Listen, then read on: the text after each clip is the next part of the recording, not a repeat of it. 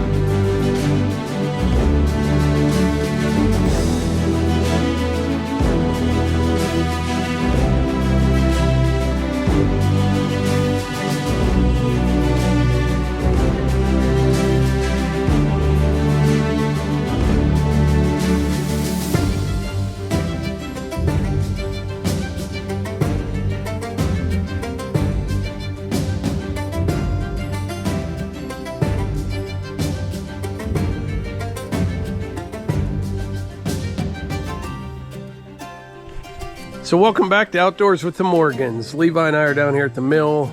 Just sawed some soft maple. Really nice stuff. I hadn't, did we ever even saw any soft maple? I was wondering that when we were doing it. I don't think so. I don't know. I haven't, at least. Yeah, we've got loads of it, but that was a nice straight one from out at the Woodyard 2.0. So there's two small logs, but we got some nice lumber out of it. We'll finish that lift of walnut there. Next up, I'm going to head out to the clearing, keep my fire burning, maybe clear a few more trees. There are deer out there, like, all the time, walking around me when I'm working. Levi, as a matter of fact, you're working on a video. Levi does a lot of research when he does a video on his channel, Tied Up with the Morgans, but it's about the deer population, right? Yeah. I think what kind of inspired that, well, like, we see them all the time. They're everywhere. There's so many of them. You see dead ones on the road all the time. We were at like a dinner with some friends, and we were talking about development, and somebody was concerned about like where are the deer going to go. And I heard that a lot. I always hear people talk about like, they build another neighborhood. I worry about the deer, and I always think to myself like, how do I tell them in a nice way the deer aren't really, you don't have to worry about the deer, And they eat well in the developments. Yeah. The developments, and like they prefer. Like, they don't sleep in the deep of the woods at night, Like, they usually are sleeping on, like, the woodland edges. And that's usually what's left after a neighborhood, and they thrive in those environments. And so, really, it's been on my mind for a long time, and I've been doing the research on just the overpopulation of deer. We have more deer now than ever before, and it's just a real problem in how it... Yeah, it's going to be real in depth. I've been doing a lot of research on it. And you have to check out his channel, Tied Up with the Morgans. But it's... You have to interview me in that video, because I can tell you what it was like here when I was a kid compared to what it's like today. You know what I mean? Yeah. But yeah, everything changes. All right, man, have I got rid of a lot of stuff out here. I'm gonna get my fire going again. Just kind of pulling everything from the sides, put back on it. And then down below this, I got a pile. There's some firewood in there. Actually, there's a lot of firewood in there, but we're gonna clean up a bunch of it. It's amazing how quickly, when it's just laying on the ground, it kind of starts going bad, you know? But I just ran 2 sheets a little bit ago, and I tell you what, I gotta get my eyes checked or something. Or it's crazy how the brain works. I was in sheets, and I looked out in the parking lot for some reason, and there was a Suburban with a tandem landscape trailer. So it's probably a 7,000 pound, you know, GVW trailer, right? And on the back of it, I couldn't believe it. It looked like they were hauling a couple of those big concrete block, like the wood bunker's made out of. That's what it looked like to me from inside the sheets. And I'm like, that Suburban's not even squatting. The trailer tires, they looked okay.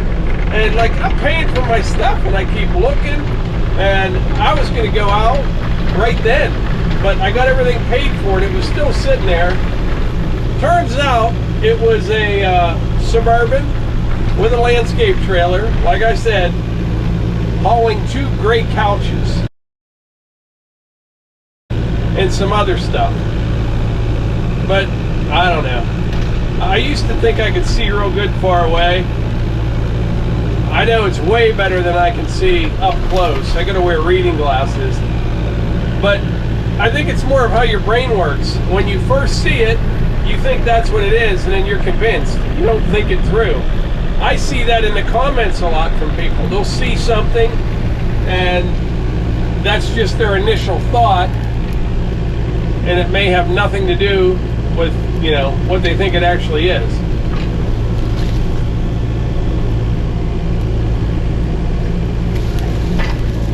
It's pretty dry right now, but I got this under control. This will be a nice, neat pile. When this is all done, let her cool down for a while, get some rain on it. I can clean this up right here and put a little bit of that pond sediment on top of it, and it'll seem like nothing ever happened here.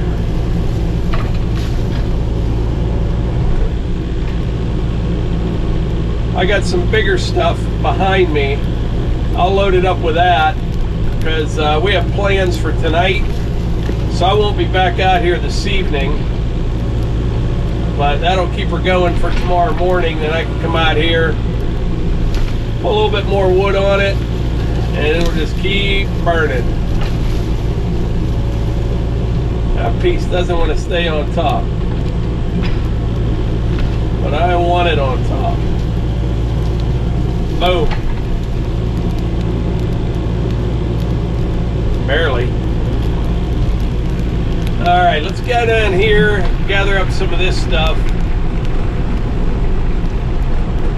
I would like to get all that pond sediment from down there up here somewhere and in a pile, so when I need it, it's here. It's very difficult. Like, I can't get the dump trailer anywhere near it. I can get the dump trailer over to my sister's, but it's about 100 yards from the pond, a little farther, you know, the driveway. But I'd like to get that all up here. There's probably 40, 50 ton of it. And man, does it grow the grass. I knew it would be okay, but after seeing what it did on that breastwork of the pond, it's good stuff. Like I said, out here we'd like to have a nice garden for next year, and I want to get everything ready like this fall, because you know how that goes. It's going to need a good fence, raised beds. Melissa just has a little garden over by the house, mostly just tomatoes and peppers, things like that. Hunter, Hunter loves tomatoes. You know what else he loves? Onions. Hunter can eat an onion like an apple. He'll just take a bite out of an onion. I can't do that. The other thing, I need to bring the skid loader out here and reopen my trail going down to the stump pile. Start getting rid of them. I like getting rid of as much as I can, as fast as I can, because it just gets overwhelming in no time, you know, when you're doing this kind of stuff. Then you got piles everywhere. Boy, that fire's taking off. I don't like to get too close.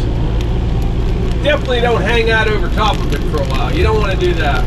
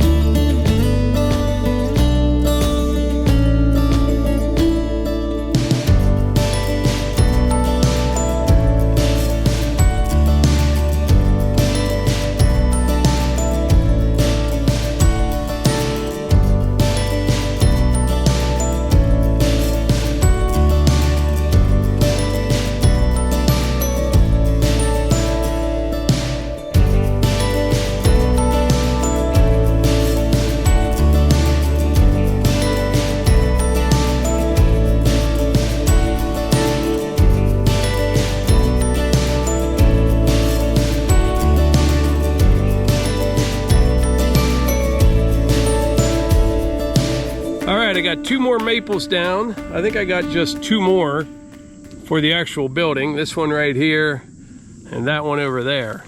But that works pretty good. If you saw what I was doing there, just kind of dig all the way around it. The maple root balls aren't real deep, but they're massive, and there's tiny little roots everywhere that hold that dirt. So if you just work your way all around it and give it a push, there it goes. And if you look here, this is what I'm after. At the bottom of all these root balls, you can see that nice shale. That's really nice stuff right there. But yeah, that worked pretty good. You know what else works really good? Actually, it works really great. Camel City Mill socks, they do. It's a hot day today. It's about 85 degrees, and you know what? I will take my boots off tonight and my feet will not stink because of these Camel City Mill socks. They keep your feet warm in the wintertime, cool in the summertime. They stay up, you know, nothing worse than when your socks are falling down. They wick sweat. They're made from merino wool, 100% American made, right down in North Carolina. And like I've said before, I'm not going to stop talking about these socks until everybody has feet that are as happy as mine. And, you know, the icing on the cake, they have a 10-year durability guarantee on socks. If you were to get a hole in them or something like that, just send them back. They'll send you a new pair. I have not had that experience yet. All mine hold up perfectly. Great product, great American company. You can't go wrong. Save 10% on my favorite work socks from Camel City Mill with code Morgans10. Link in the description. So all that stuff I just put on there is just about gone. But man, are there some hot coals right there. Let me show you something. This one maple tree right here, it should probably come down. Look at the leaves up there. They're all brown. I mean, they're way up there. That's just from the heat of this fire right here. But anyway, right now we need to hop in the buggy. We're gonna ride down behind Levi's house up on the hill. He has a whole bunch of dead trees, dead pines. You know, they were planted years ago and it's kind of a big mess. That may be something else that we take care of before winter. We'll have to see. I'm gonna go check it out. It's funny, you see things, but you don't pay particular attention to it until it comes time to actually do the work. So we're going to get a closer look at it tonight. And he also has some springs in that hill. It would be nice to try to collect that water somehow as well. So let's hop in the buggy. We'll go down there and check it out.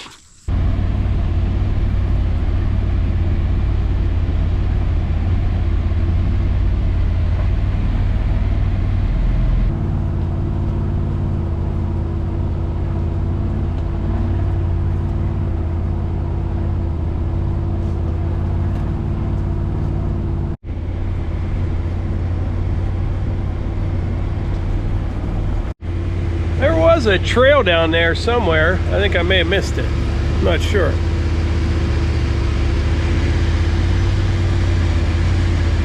Yeah.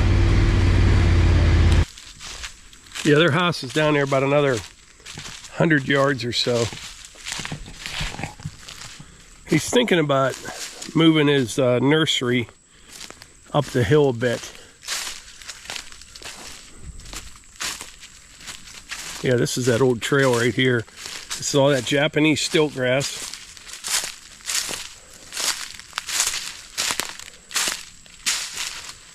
There's really nothing in there anymore but down trees. Where do you see this mess? So their house is down there another 75 yards or so, but this is the area you're talking about in here, right? Yeah. Yeah, it's a lot less steep than what I thought it was.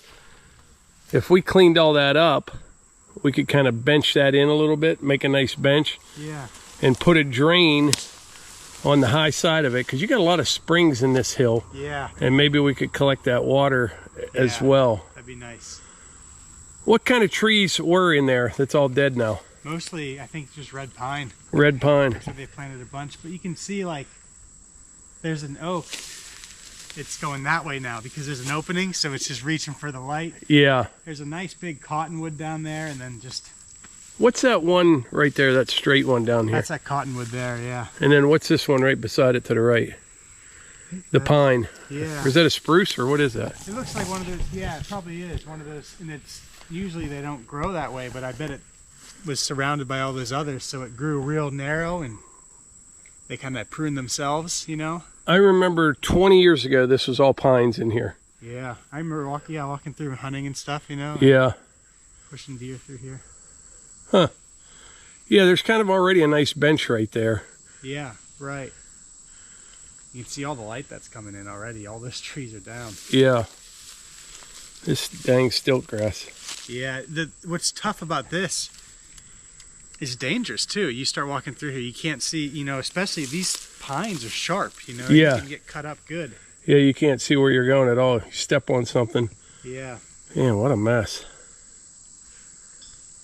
We'd have to find a good place to burn. Yeah. Maybe right in the center of it, and yeah, and then just best, actually. work our way outwards. Yeah. All right. Yeah, from that cottonwood up is what you're thinking? Yeah, I think so. You know, it's kind of not a whole lot in there. You can see all the light in there now. It's just... And you're going to do like all like beds, raised beds? Yeah, I think I'll do like the way I grow my trees in those air prune beds. And then I want to build a bunch of nursery tables too for all my perennials. So in other words, if we bench it off, we don't have any worries about stripping the topsoil off and all that. Right, and, exactly, yeah. I'd probably put either wood chips or gravel down, you know. Yeah, okay. Yeah. All right. Well, at least now I know what it looks like. Yeah. All right, I'm gonna head over to the house right now, start a fire. We're gonna cook some steaks tonight. Got some friends coming over, I may have mentioned that. But anyway, I will report back tomorrow morning.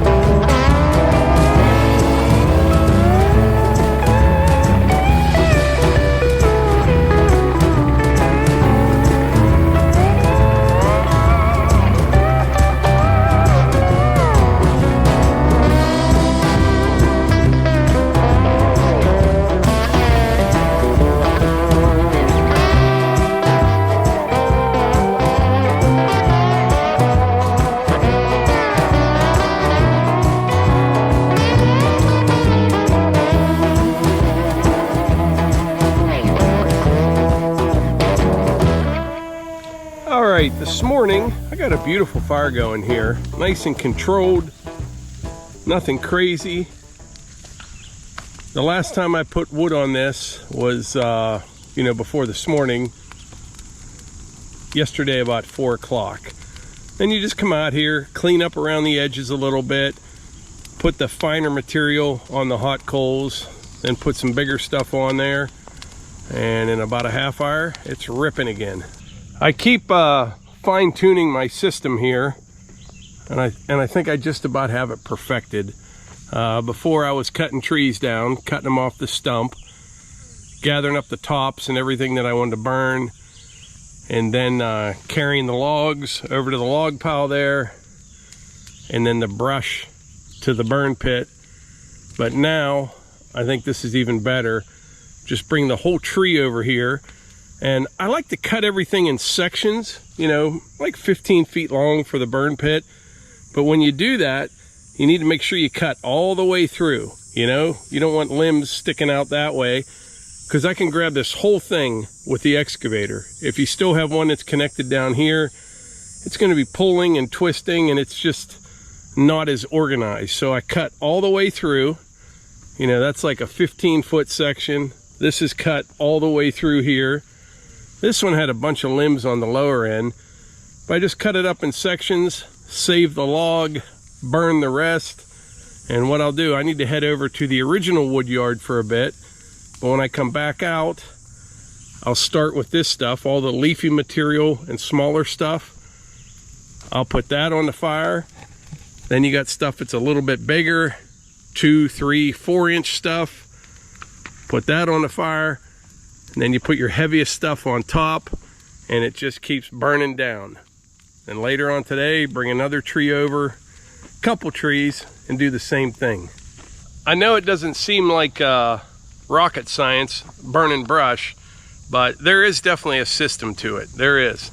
It all comes down to put the smaller stuff on first, keep building from there, put heavy stuff on top that won't burn as fast, and that weight will keep bringing it down, and it's all gone. So there's definitely a system to it. You just don't pile it up and light it on fire. This isn't going anywhere, but just to be safe, I'm going to move the excavator a little bit, and then we'll head over to the original Woodyard. I think that's a good name for it. The Woodyard over there is going to be named the original Woodyard, and the new one out here will be Woodyard 2.0, just so there's no confusion. All right, back here at the original Woodyard, I've got a lift of mediocre walnut here at best. I mean, there's some really nice stuff here, but there's some insect damage. Some of the ones on the bottom are beautiful. These are okay, but got some soft maple there. That's the stuff Levi and I sawed yesterday. I want to get that stacked and stickered. And the top lift, I'll put a band around this, and we'll set it on top of that white pine over there later today. I like to get this stuff. This doesn't seem to be moving at all, but some wood, you leave it in the sun even for a couple days, oh, it'll start curling up. I just don't like when it dries so fast. I'm not an expert on the whole lumber thing yet, but it is my belief underneath this pavilion, or any roof for that matter, is the best way to air dry lumber. It's not going to dry as fast as if you were to just have it stacked outside, but it's going to dry better. There's going to be a lot less imperfections, and I'm not in a hurry on this stuff at all. We'll let this stuff air dry, get down there quite a bit before we ever put it in the kiln, and that will really reduce the imperfections and damage from drying. That will, I mean, you get this stuff down to like 20% before you even put it in the kiln. The oaks, definitely. I think that's the way to go. I do. If you can keep that direct sunlight, like I'm just standing under here right now. It's still early in the morning. Well, it's 9 o'clock. And it is so much cooler in here. And I just think that's the way to go. So I've got a bunch of pine stickers. Now, I prefer oak, but with that soft maple, I wanted something bone dry, and this pine is dry. The oak stickers that I have were probably sawn, I don't know, 3 weeks, a month ago. They're pretty dry. but I know these are for sure because that soft maple there is prone to sticker stain, and you definitely want dry stickers. All right, got that maple stacked up. I got just a couple more pieces over there, but I was thinking, I think before we put this one away, I got a couple more maple logs out there that are pretty decent. So I think we'll saw maybe another 100, 150 board feet put on this lift. So that may be later today or tomorrow. But once you got a nice stack, you know, and it's flat, you might as well just keep adding to it, because that's half the battle. So I was just reading some comments from today's video. I went and looked at dump trucks the other day, and there's a lot of different opinions. I mean, a lot of different opinions. And I think when it comes down to it, what would work for one person may not work for another. And there's a lot of different variables that I take into consideration, whether they be right or wrong, before I buy something. And I'm pretty sure once I get a dump truck, the right one, it's going to be one of those things like the mini skid, where I'm going to be saying to myself, how did I go this long without one? You know, like, I don't know what I'd do without that mini skid. We use it all the time. And I think that will be the same way once we get the right dump truck.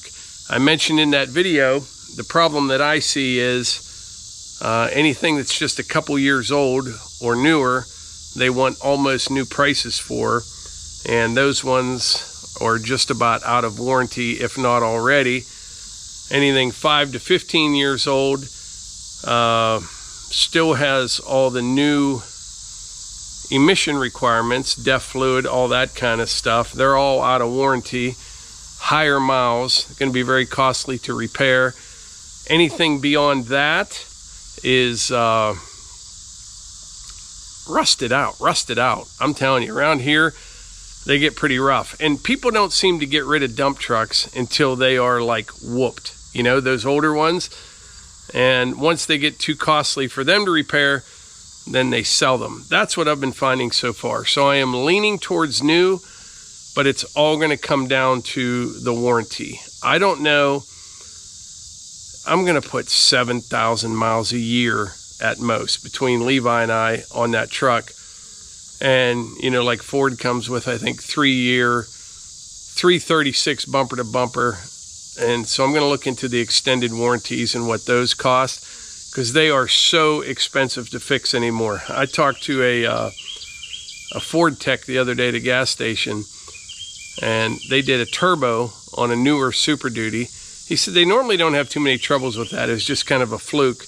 I don't know how many miles, but it was $13,000 to replace the turbo. So I don't want to buy a truck that I think I got a good deal on, and a year from now spend $10,000 or $15,000 on a repair. So that's why I'm leaning towards new if I can get the right warranty. I like to know what my costs are and what they're gonna be. I don't like surprises. You can ask Melissa about that. I don't like any kind of surprises. I don't like being scared. She likes to scare me. I don't like that. I just don't like surprises. But anyway, I think that's about it for today's video. Before I wrap this up, I wanted to mention, sign up for our newsletter. Just go to outdoorswiththemorgans.com. There will be a pop-up that comes up. Enter your email, hit submit, and you are signed up for our newsletter. Hit subscribe, hit the like button. I never say that stuff enough. And leave a comment. Let me know how things are going in your part of the world. Catch you on the next one.